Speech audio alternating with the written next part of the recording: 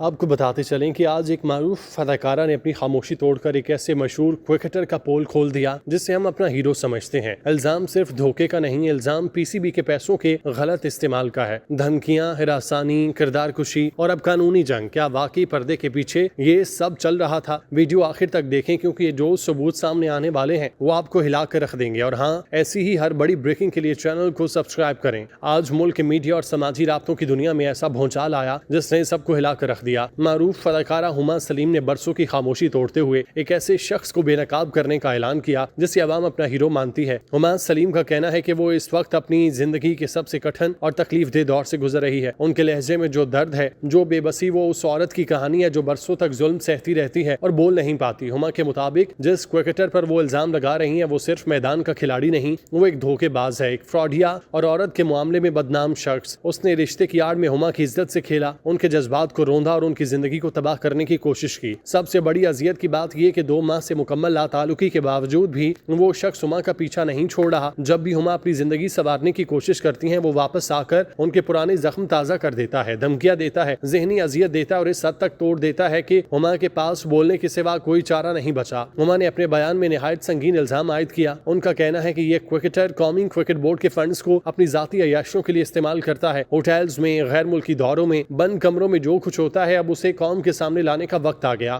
ہما نے واضح کیا کہ وہ اکیلی نہیں، ان کے ساتھ ان کی قانونی ٹیم موجود ہے اور بہت جلد وہ ایسے ثبوت منظر عام پر لائیں گی جس کے بعد کسی کے پاس صفائی دینے کے لیے الفاظ نہیں بچیں گے۔ اب سوال یہ پیدا ہوتا ہے، آخر ایک عورت کو یہ قدم اٹھانے پر کیوں مجبور ہونا پڑا؟ ہما کا جواب بہت سادہ ہے۔ ان کے مطابق سب سے پہلے اس شخص نے ان کے گھر والوں کو پیغامات بھیجے، پھر ان کے قریبی دوستوں کو، اور جب ہما نے دوبارہ اپنی پیشہ ورانہ زندگی شروع کی تو اب اس شخص نے ان کے کام کی جگہ اور ساتھیوں کو نشانہ بنانا شروع کر دیا۔ اس کا مقصد صرف ایک ہے کہ ہما سلیم کی عزت کو سرعام رسوا کیا جائے۔ ہما کا کہنا ہے کہ یہی اذیت وہ اس وقت بھی برداشت کرتی رہی ہیں اور جب اس رشتے میں تھیں تب وہ خاموش رہیں کیونکہ انہیں امید تھی شاید حالات بہتر ہو جائیں، لیکن اب رشتہ ختم ہونے کے بعد یہ جنگ ختم نہیں ہوئی۔ ہما کا ماننا ہے کہ ساری سازش کے پیچھے نہ صرف وہ کرکٹر ہے بلکہ اس کا پورا گھرانہ بھی شامل ہے جو ہر غلط کام میں اس کا ساتھ دیتا ہے۔ ہما سلیم نے اپنے پیغام میں ایک بات واضح کی، کسی بھی عورت کے لیے اپنی عزت کو خطرے میں ڈال کر بولنا سب سے مشکل فیصلہ ہوتا ہے۔ کوئی عورت شوق سے اپنی بدنامی نہیں چاہتی، وہ تب بولتی ہے جب اس کے صبر کا پیمانہ لبریز ہو جائے۔ ہما کہتی ہیں کہ انہوں نے اس اذیت ناک رشتے میں رہتے ہوئے کبھی کسی کے سامنے شکایت نہیں کی۔ انہوں نے برداشت کیا، انتظار کیا کہ شاید سامنے والا انسان اپنی غلطی سمجھ جائے، لیکن جب حد سے زیادہ ظلم ہونے لگے تو خاموش رہنا ممکن نہیں رہا۔ ہما کا کہنا ہے کہ ہر کہانی کے 2 رخ ہوتے ہیں اور آج تک دنیا نے صرف ایک رخ سنا۔ اس